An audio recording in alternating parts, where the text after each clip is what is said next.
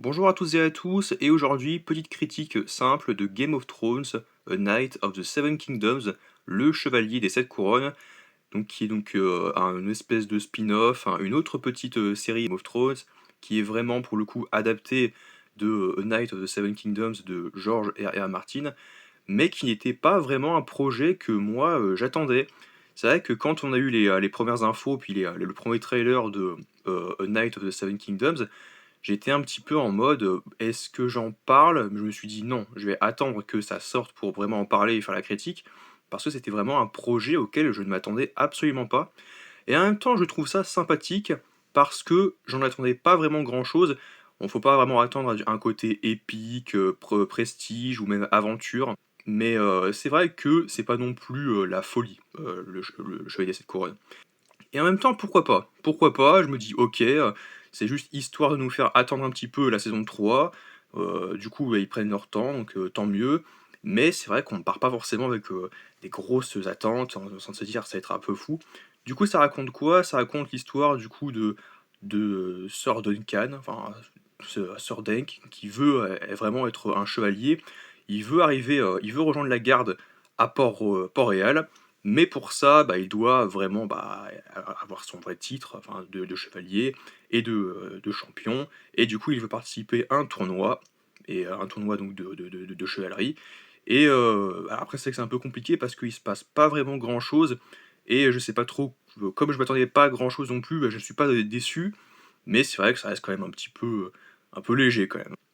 C'est vrai que j'attendais un petit peu ce projet de manière méfiante parce que quand j'ai vu les bandes annonces, je me suis dit: «Ah là, ça ressemble un petit peu à ce que va être peut-être The Mandalorian et Grogu», genre, ça va être un peu spécial, donc le côté un peu, chevalier qui va être, avec une sorte de pseudo écuyer, enfin de jeune garçon là qui va le suivre dans sa quête. Tu te dis: «Bon, s'il va pas forcément se passer des dingueries dans ce projet, ça va pas non plus être, alors après, oui, il y aura pas beaucoup de coups d'épée, mais en même temps, tu te dis: «Bon, ça va». Donc forcément, ça va pas être, un spin-off, une mini-série qu'on va vouloir se remater. C'est juste, l'histoire d'une fois pour se dire: «Bon, OK, ça étend un petit peu, ça étend même pas le lore Game of Thrones, en plus, c'est ça», donc tu te dis: «À quoi vraiment sert ce projet?» Ça n'étend pas le lore, ça ne développe pas grand-chose, c'est juste l'histoire donc d'un personnage qui sera même pas forcément spécialement connecté ni à Game of Thrones, l'original, donc qui se passe, alors il y a ça se passe aussi dans la chronologie, plus de 100 ans, plus d'un siècle avant les événements de Game of Thrones, avant les événements qu'on a connus avec, Jon Snow, avec, les Stark, Sansa Stark, Arya Stark, Tyrion Lannister, et cetera. Ça se passe donc 100 ans avant ça, et il y a pour l'instant aucune connexion, donc tu te dis: «Bon, après c'est pas spécialement grave».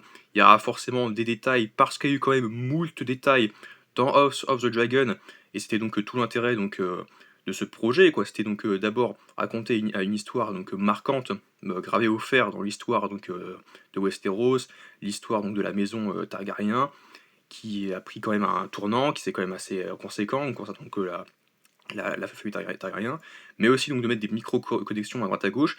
Et là, pour l'instant, il n'y en a pas vraiment. Juste on suit donc Sir Duncan qui rencontre le petit œuf. Voilà, donc il s'appelle donc Egg, donc œuf, on l'appelle, parce que il a une tête de crâne rasée, donc une tête d'œuf.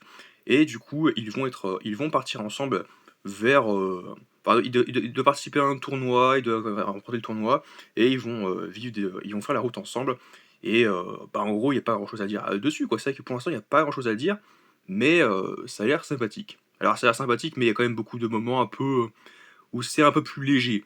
Le ton est un peu plus léger, au-delà du fait qu'il y a moins de tension, qu'il y a pas forcément que l'aspect politique, géopolitique et guerre et alliance ou conflit, armé, et cetera, puissance et stratégie. Il y a pas le côté politique, il y a pas le côté stratégique, c'est un peu plus, c'est un stand-alone et puis qui est pas vraiment, encore une fois, qui est pas vraiment connecté, qui est complètement dédouané, de tout ce qu'il y a eu avant, et forcément tu te dis: «Bah, en fait, on s'en fout un peu, quoi».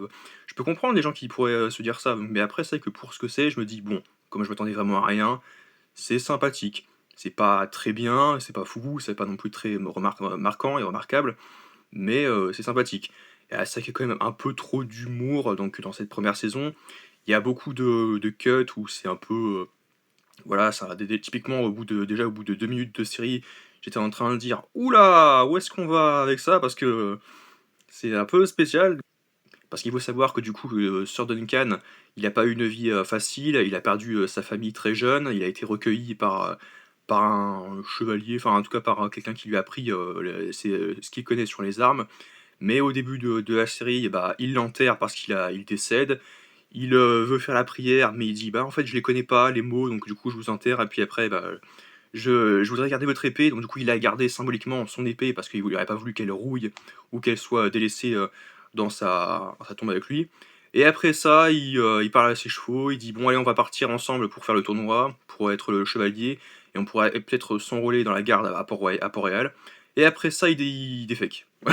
Tu fais: «Ah OK, d'accord», puis il y a beaucoup de moments comme ça un peu légers où il y a beaucoup de il y en a un qui arrête pas de cracher et tout, enfin c'est un peu répugnant, tu fais: «D'accord, OK, d'accord», il y a beaucoup de vannes un peu bizarres là. Beaucoup de quêtes aussi où tu vois les personnages qui sont blessés, ah! OK. Donc c'est très différent, donc c'est un peu comique, mais un peu pince sans rire, mais tu fais: «Bon, OK, d'accord, c'est pas spécialement ça ce que je voulais voir, mais bon, OK». Bon, c'est histoire de patienter avant la saison 3 de House of the Dragon et tu fais: «Bon, c'est sympathique, on suit une petite aventure, on suit un personnage qui veut accomplir quelque chose, il a un but à atteindre et tu penses qu'il va l'atteindre d'ici la fin de la série. Il y a un début, un milieu, une fin, mais est-ce que ça va mener vers, autre chose qui va mener à Game of Thrones?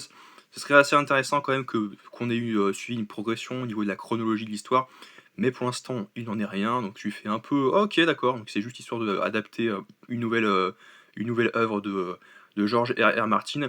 D'ailleurs, c'est un peu relou ça parce qu'il y a encore de cela quelques jours à peine, sur un post, George R.R. Martin, où il nous avait fait parvenir qu'il avait dit: «Oui, ça y est, je vais pouvoir enfin, finir d'écrire, mon livre sur Game of Thrones. Je vais enfin terminer, la série, Le Trône de Fer, donc The Iron Throne.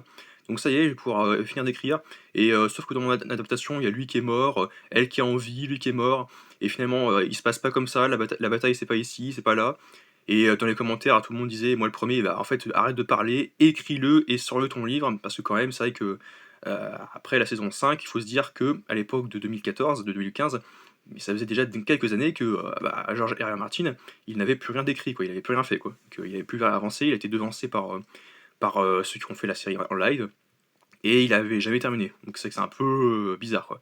Mais encore une fois, moi je fais partie de celles et ceux qui avaient quand même trouvé mon compte à Game of Thrones.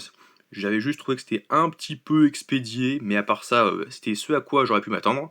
Contrairement à Stranger Things, par exemple, tout le monde compare la fin de Stranger Things avec la fin de Game of Thrones, et moi je trouve ça injuste au sens où personnellement Game of Thrones c'était une très belle fin. Moi je trouvais que c'était, enfin, on aurait pu attendre un peu mieux, mais c'était pas non plus catastrophique. Là où Stranger Things était plutôt catastrophique parce que, encore une fois, l'écriture, encore une fois, le build-up de l'épisode 7 qui était complètement raté, c'était pas vraiment la fin et tout.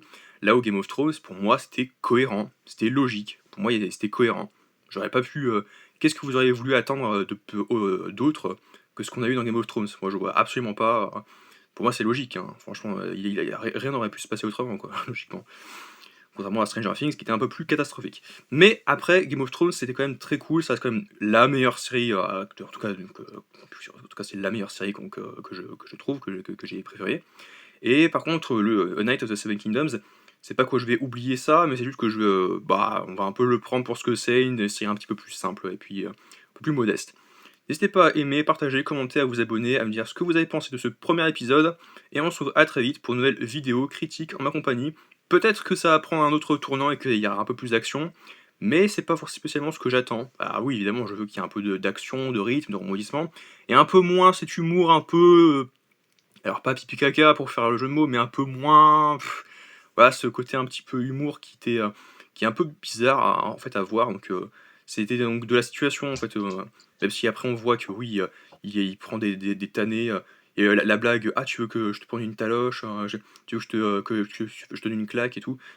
C'est un peu lourd aussi. Enfin non, ça allait, mais c'est tout le reste là avec, celui qu'il a, son père adoptif, c'est un peu relou, quoi.